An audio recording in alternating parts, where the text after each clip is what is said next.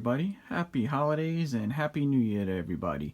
Today I'm going to share with you a bag of items I picked up at an estate sale for $40. Not a smoking deal, but I think I did okay. And I'm also going to share with you the restoration of a 1/2-inch SK socket set that I picked up a while ago. I did make a video. I'll put it in the link below of when I did pick it up, and you can really see the amount of stuff that was in it. Here's some pictures of what it looked like prior to my restoration. So as you can see here, it is pretty rusty. It was actually rusted right through the paint on the top here, as you can see. And then as you look inside of it, you know, the stuff was in decent shape. This set goes back to the 50s, so overall can't complain, but it had a lot of rust. Take a look inside those sockets. They were in pretty bad shape. So after I go through this bag, I will show you how the restoration of that socket set came out. The reason I'm kind of tying this into the restoration of the socket set is in this bag, one of the first items I have here is a 1/2-inch breaker bar SK that I cleaned up already a little bit. This is one of the items that was in this bag that I hit on the wire wheel, gave it a quick touch up because I am going to include this in the restoration of the 1/2-inch socket set because it did not have a breaker bar of that style. Another item that looks really neat here is a diamond caulk horseshoe, and this is a nice auto wrench. I picked up a nice nail puller here. This is from Bridgeport Hardware. And let's see what else I got in this bag. There's a lot of other little goodies. So here's everything. Like I mentioned, it's not one of my home run deals like I've gotten in the past, but for $40, I got my fair share. The main thing I was looking for was this breaker bar. It overall is in really nice shape, and if you price an SK 1/2-inch breaker bar, you know, they're upwards of probably $100 or more. So glad to have that. And I got some old Craftsman metric wrenches, a couple of 16s, 17s, 18 millimeters. Really nice Mac wrench. This is a 7/8 with the offset, so that's in really nice shape. A gear wrench, 13 mil. These are like a 5 degree offset. They're little long USA made Craftsman wrenches. Those are great. This size not too useful, 19/32 and 25/32. You don't even see those anymore in sets. Another auto wrench has no markings on it. Not too sure who makes it. Has some serious pitting in it as well, but I'll clean that up just to get some practice. Here's a nice Klein small lineman pliers. That'll be a fun resto as well because the cutting teeth look good and the teeth inside here look pretty good. And then just some miscellaneous sockets, a Cornwell brake tool here. Let's see, and this is nice. This I looked up the price of, and that's why I was willing to spend $40. I just didn't know what things like this were going for, these big auto wrenches or this nail puller. You know, this thing looked really vintage, so I thought maybe $40 I was getting a really good deal. But as it turns out, these nail pullers are not that rare and not that expensive. I think they're going for $20 or so plus shipping on eBay. But this, on the other hand, is a rarer model.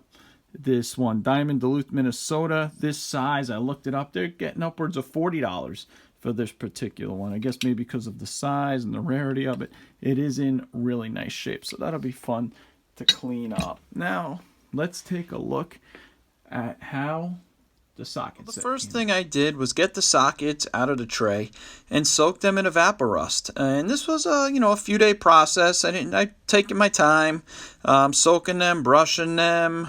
I put them in a little container there that I could shake around, move around. Then after they were nice and clean, I would take them out, soak them in WD-40, brush them, do that process a couple times, wipe them down till they were clean. And so here I'm going to show you a small snapshot of what it took to get this socket case back into shape so it would close somewhat properly. Wasn't trying to get it to be perfect. I just wanted it to be functional. And obviously, honestly, at this point, I didn't know if I was going to paint it or not. I really wanted to see how it would clean up.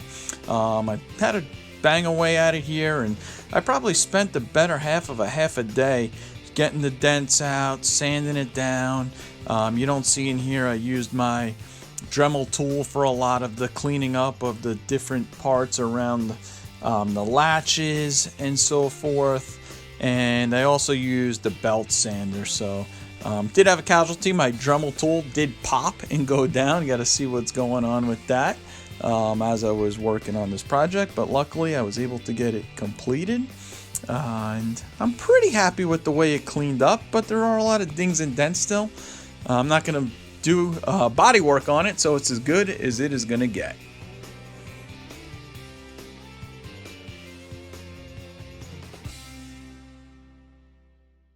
So I apologize. I did not take any pictures or photos of me painting this. Wanted to take advantage of the weather. It was over 50 and it took me several hours today to get this done.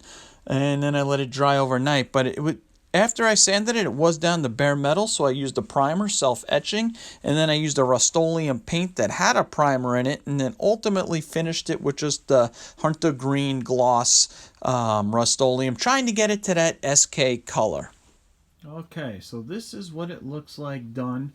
Overall, I'm pretty happy with it. Not perfect by any stretch of the imagination, but it'll preserve it, hopefully make it last another 70 years, and add it to my collection. I think, you can see here, still got some little dents and nicks and dings on it, but the hardware came out pretty nice. Overall, I was able to get out the SK badge with a little bit of compounding, and the sockets themselves came out pretty good. I hit these on the the buffing wheel. I hit them with the compound, the buffing wheel, and most of them came out in pretty nice condition.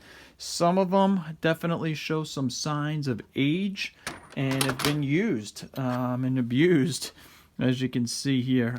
This one here was really bad. I think this was a 3/4, yeah.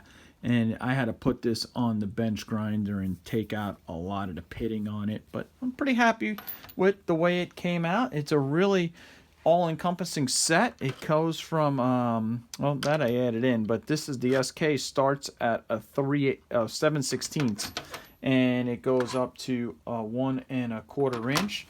I like the way the breaker bar came out overall.